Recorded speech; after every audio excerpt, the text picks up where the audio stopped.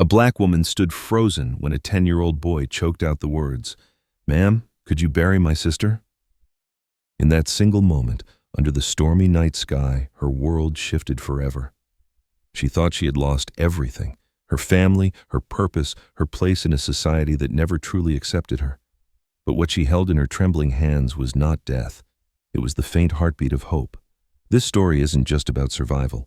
It's about breaking free from prejudice, about the quiet heroes we often overlook, and about how one act of compassion can change lives.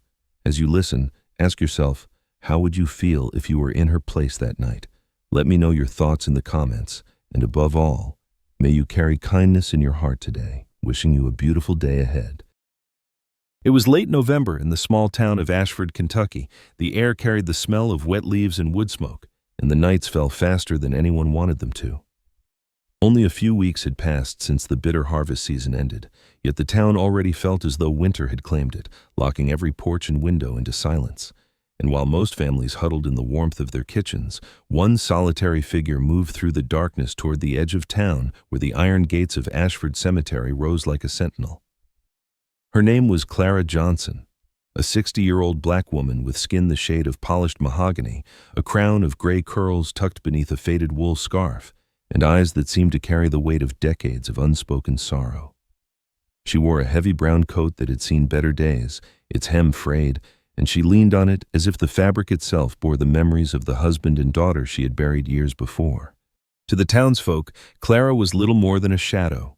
To herself, she was simply a survivor, wandering between memory and silence. Clara had once been known differently. In her youth, she had trained as a nurse during the Gulf War, tending to young men shattered by sand, fire, and shrapnel. Those who worked beside her remembered a woman with steady hands and a voice that could calm a soldier in his dying breath.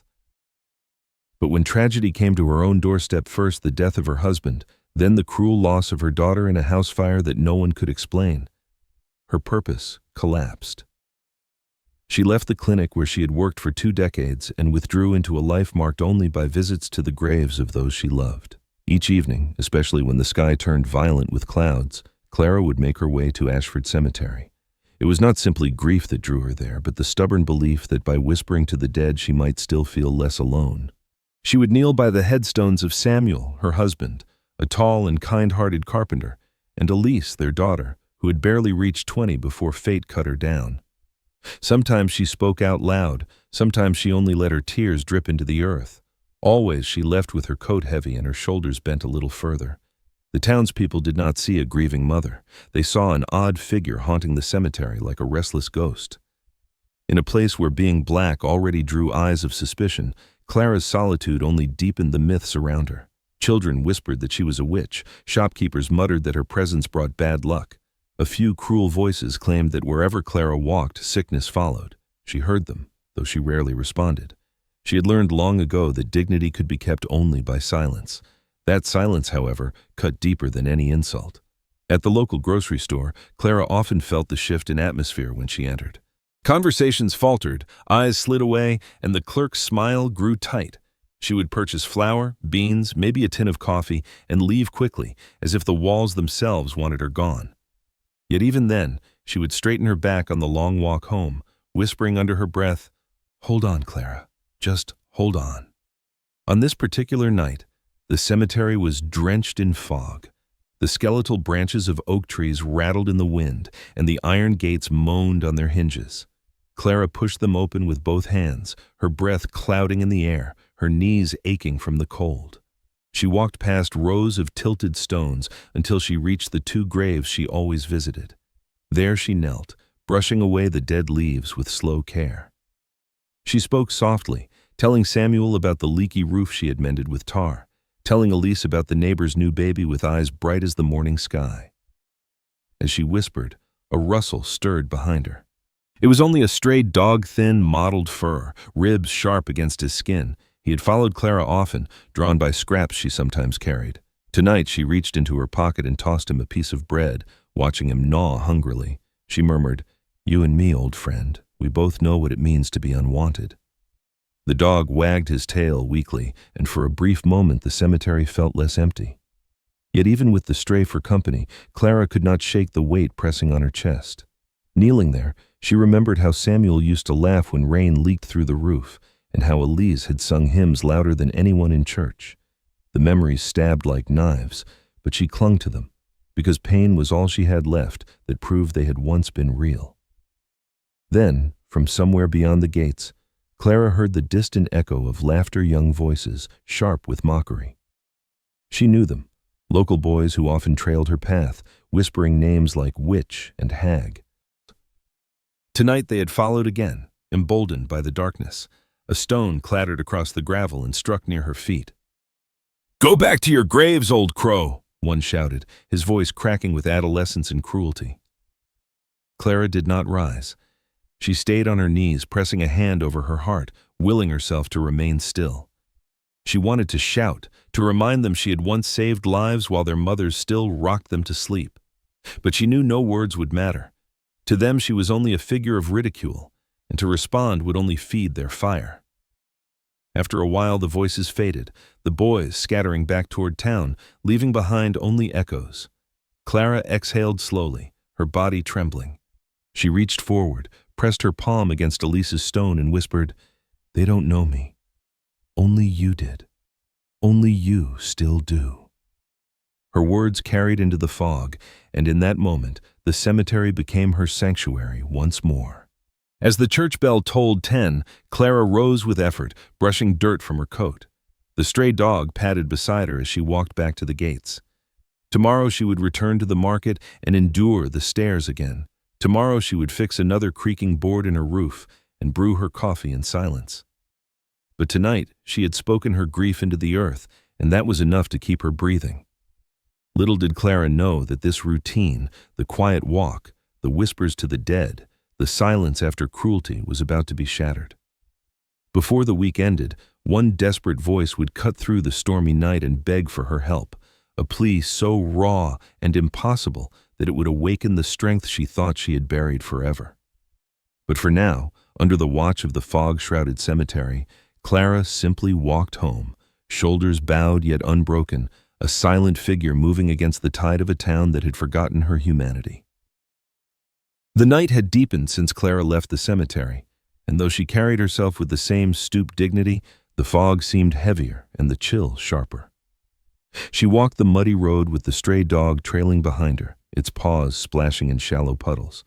The houses of Ashford were mostly dark, save for a few weak lamplights burning in windows, and the church bell that had tolled 10 faded into silence. Clara was nearly to the crossroads when the wind picked up, rattling shutters and tossing branches across the path, and it was then she heard it, a sound not of storm or trees, but of stumbling footsteps. At first, she thought it was her imagination, but then it came again, urgent and unsteady, the scuffle of small shoes against stone.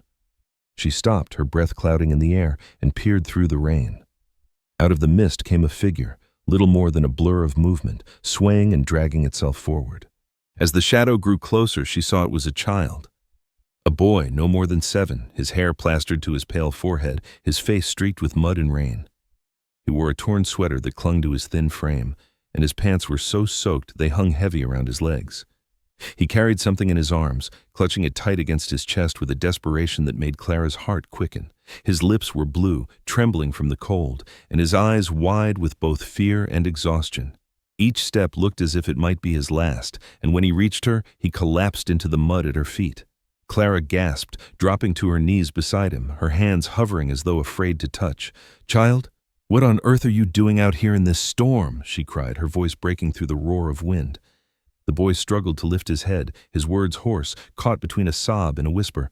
"Ma'am, could you bury my sister?" He thrust the bundle in his arms forward, the cloth soaked and heavy, wrapped around what Clara feared was lifeless. For a moment, the world tilted. The cemetery fog, the storm, even her own breath seemed to vanish. She had buried too many already, her husband, her daughter, her hope. And now this boy asked her to bury another. Her trembling hands peeled back the edges of the wet fabric. Inside lay a baby girl, no older than 9 months, her face smeared with dirt, her lashes stuck together with rain, her tiny lips tinged blue. Clara's heart clenched. She pressed 2 fingers gently to the child's chest and felt it, faint but steady, the fragile rise and fall of breath. The baby's small hand twitched once before falling limp again. Clara's tears mingled with the rain as she whispered, "No, not yet, not while I'm here. This child is still alive, and I will not let her be buried."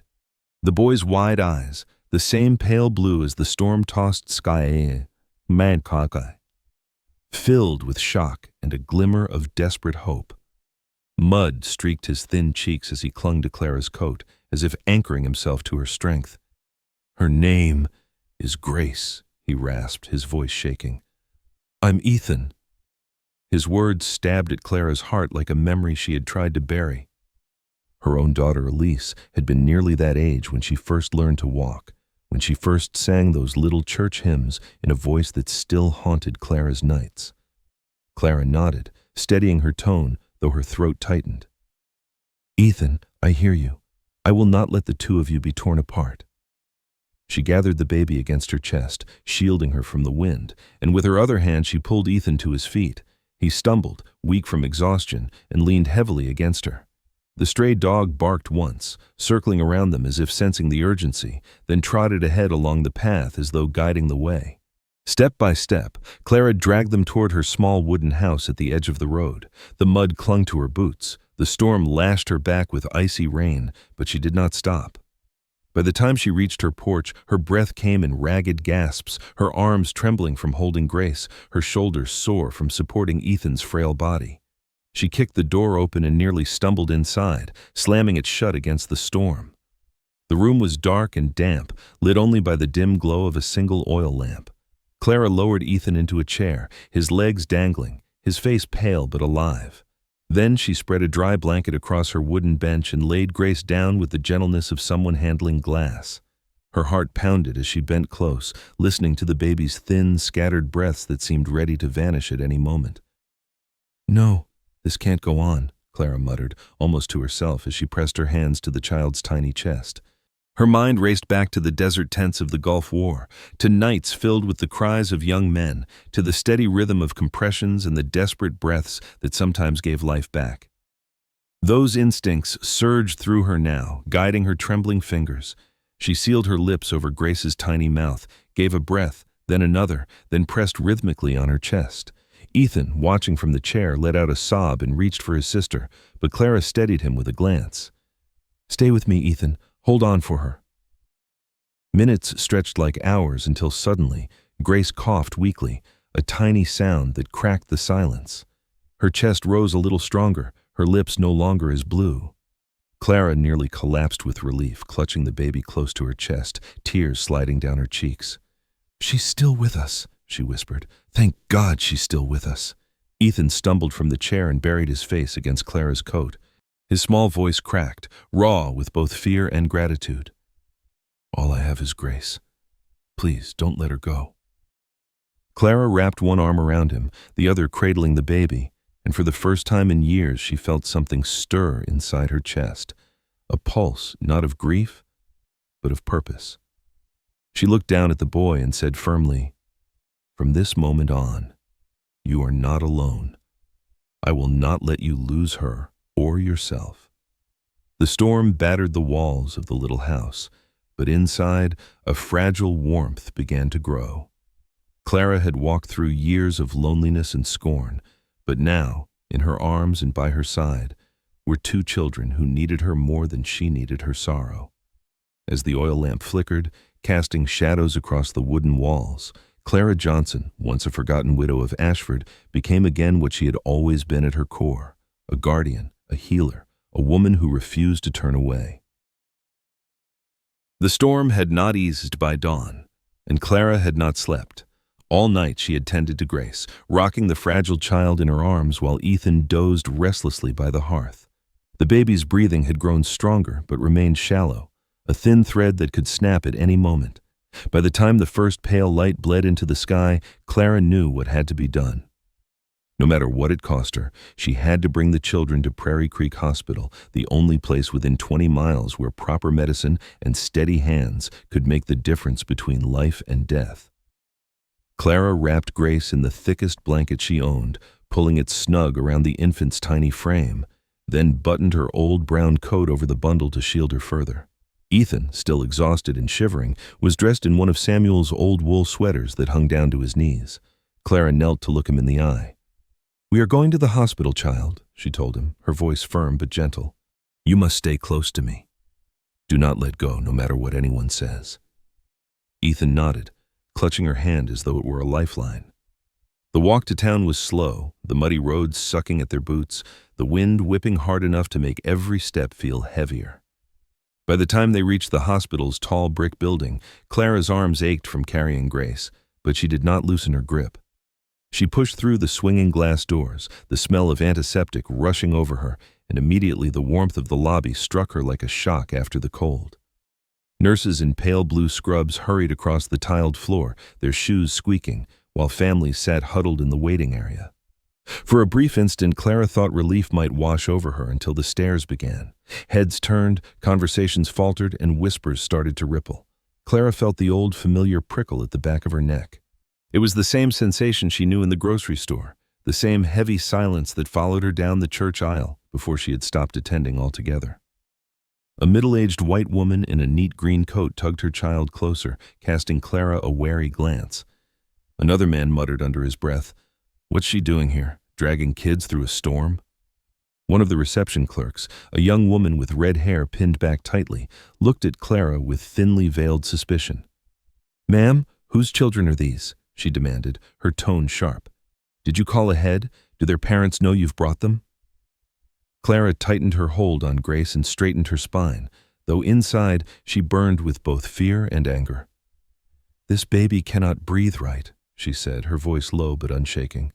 "She needs a doctor now." But the clerk hesitated, eyes narrowing. "We can't just take any child without consent.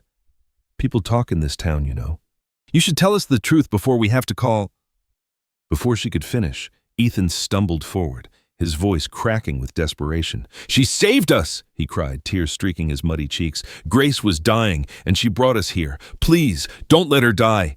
His small hands clutched Clara's coat, his eyes wild with pleading. The room went still. From the far end of the hall, a figure approached, Dr. David Miller, a man in his mid-30s with dark hair falling slightly over his forehead, his white coat swinging behind him. He was tall, with an athletic frame softened by exhaustion, and carried himself with the brisk certainty of someone who had spent too many nights in operating rooms.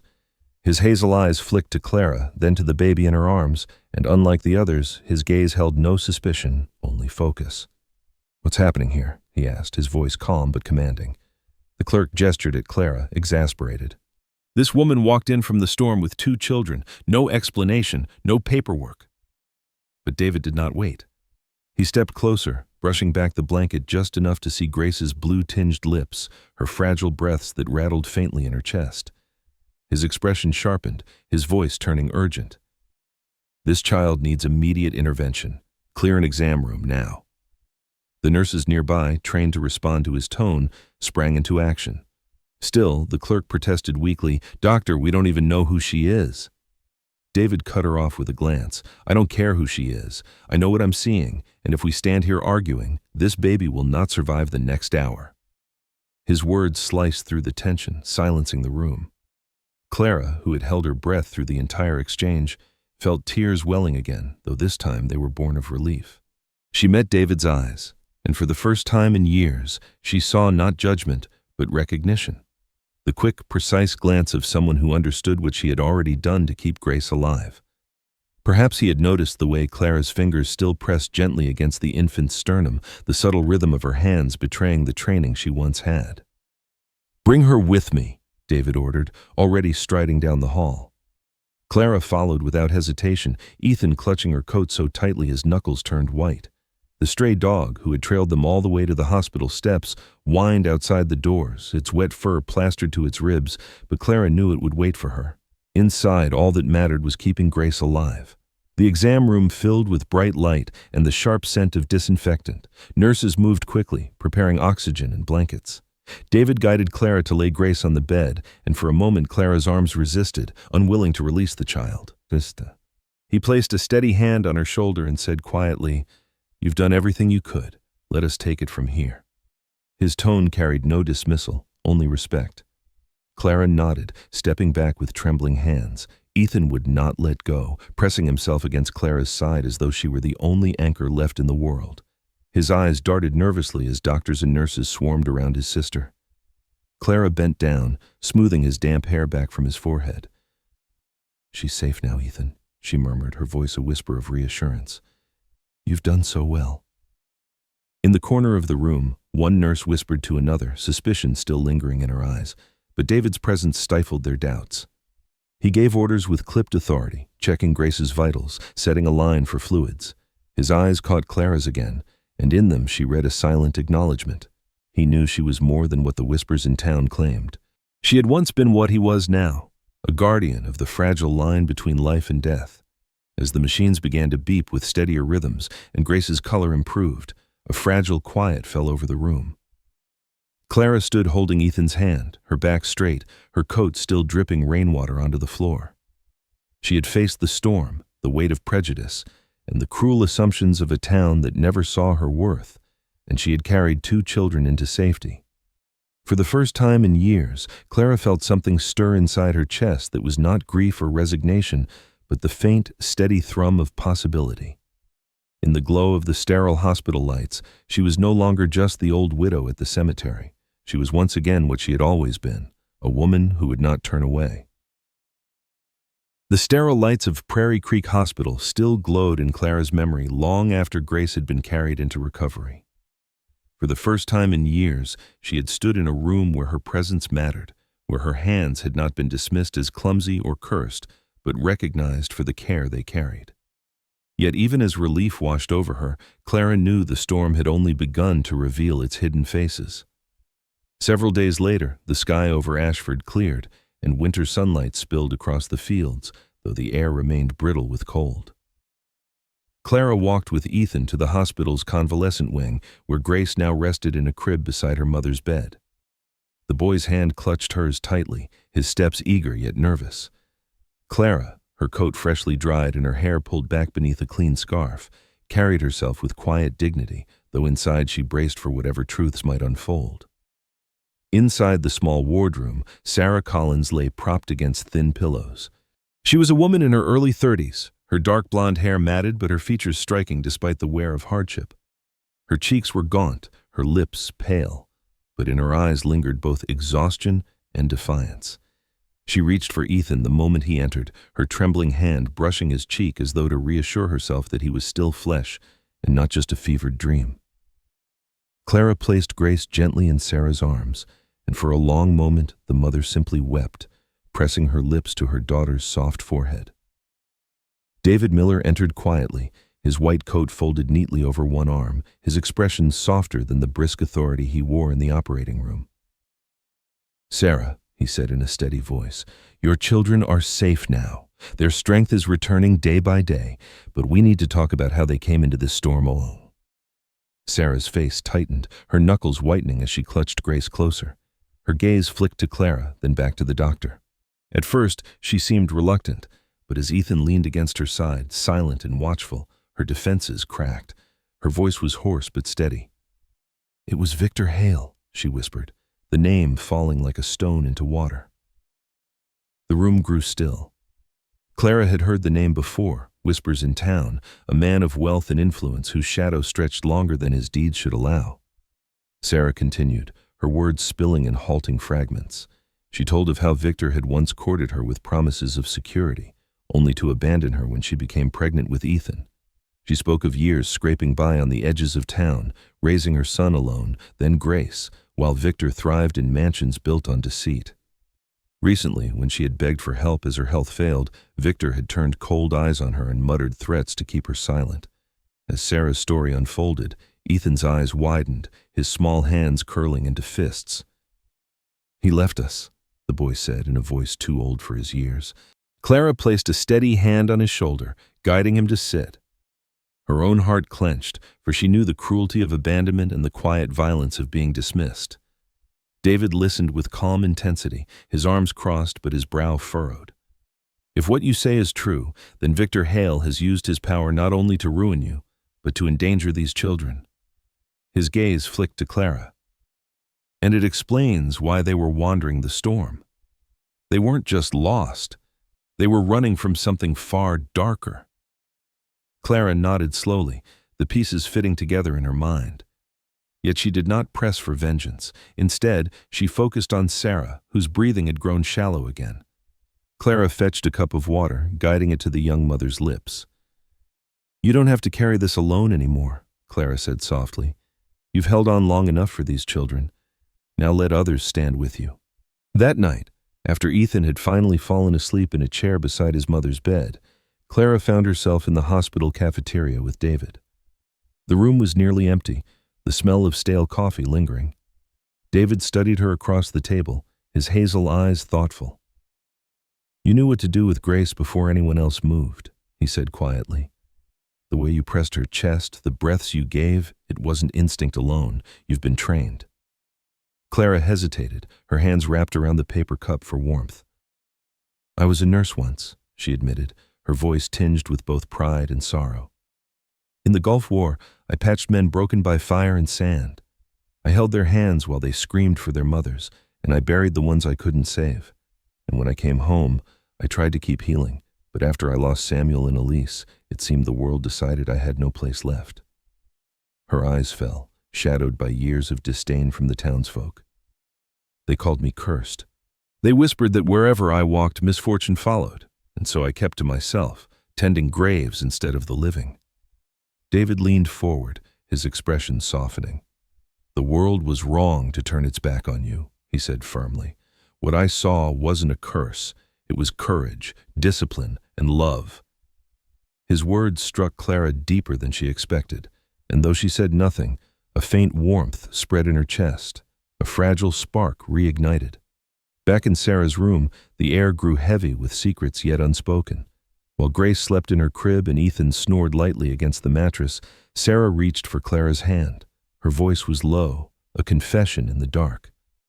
"I thought I would die out there," she whispered. "But I wasn't afraid for myself. I was terrified my children would be left without anyone. And then you came. You, of all people the town mocks you, carried them through the storm." Clara squeezed her hand gently, her eyes glistening. "We are more than what people say of us, Sarah. You've carried shame that was never yours to bear, just as I've carried loneliness that wasn't my choice. But tonight, your children sleep safe, and that is enough." The night closed around them, quiet but charged with unspoken promises. Clara sat beside Sarah until dawn, watching over the children, her heart heavy but resolute. She knew Victor Hale's shadow still loomed, but for now, the truth had begun to surface, and bonds had been forged in its light. In those fragile hours, Clara was no longer merely the woman whispered about in grocery aisles. She was part of something larger, a thread binding her to David, Sarah, Ethan, and Grace. A family, not by blood, but by survival, trust, and the stubborn defiance of compassion against cruelty. The calm that had settled over Prairie Creek after Grace's recovery was fragile, like thin ice over a restless river. Clara sat most evenings by the Collins family's side, rocking the baby when Sarah grew too tired, listening to Ethan chatter nervously about the storm, as if speaking of it would keep its terror away. David came and went with his physician's steadiness, checking Sarah's vitals, offering reassurance in quiet tones.